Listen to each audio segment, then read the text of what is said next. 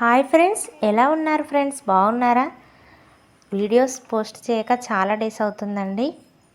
ఈరోజు వీడియోలో కర్రీ వచ్చేసి మటన్ కీమా ఎలా చేయాలో ఫుల్ వీడియో పెట్టాను, చూడండి.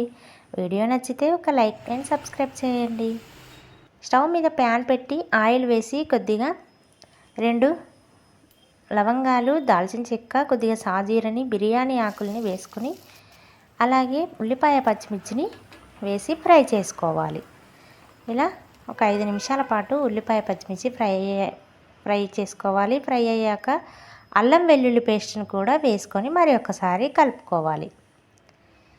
ఇప్పుడు ఉల్లిపాయ పచ్చిమిర్చి ఫ్రై అయ్యాక మళ్ళీ పసుపునైతే వేసుకోవాలి. పసుపు వేసుకొని మరి ఒకసారి కలుపుకోవాలి. నేను ఇలా కీమానైతే కడిగి పెట్టాను.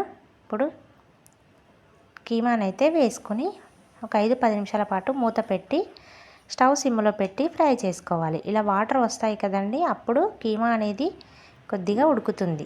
మటన్ కీమా చాలా టేస్టీగా ఉంటుందండి. మీరు కూడా ట్రై చేయండి. మీరు కూడా ఇలాగే చేస్తారా? కామెంట్ చేయండి.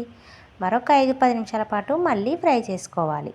తర్వాత ఇప్పుడు సరిపడా కారం పొడిని అలాగే సరిపడా సాల్ట్ని కూడా వేసుకొని మొత్తం కలుపుకోవాలి.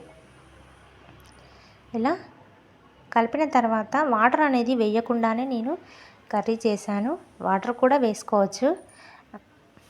ఇలా మూత పెడితే వాటర్ అనేవి వస్తాయి కదా, ఇప్పుడు వాటర్ అనేది అవసరం లేదండి, అందుకే వాటర్ వేయలేదు నేను. ఇలా స్టవ్ సిమ్లో పెడితే మంచిగా ఉడుకుతుందండి మటన్ కీమా.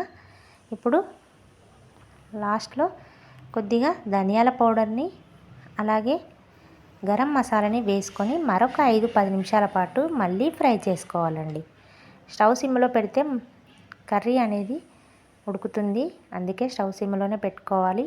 తర్వాత లాస్ట్లో కొద్దిగా కొత్తిమీరని కూడా వేసుకోవాలి. అంతే అండి, మటన్ కీమా అయితే రెడీ అయింది. ఎలా చేశానో కామెంట్ బాక్స్లో కామెంట్ చేయండి. మీరు కూడా ఇలాగే చేస్తారా friends? Thanks for the watching.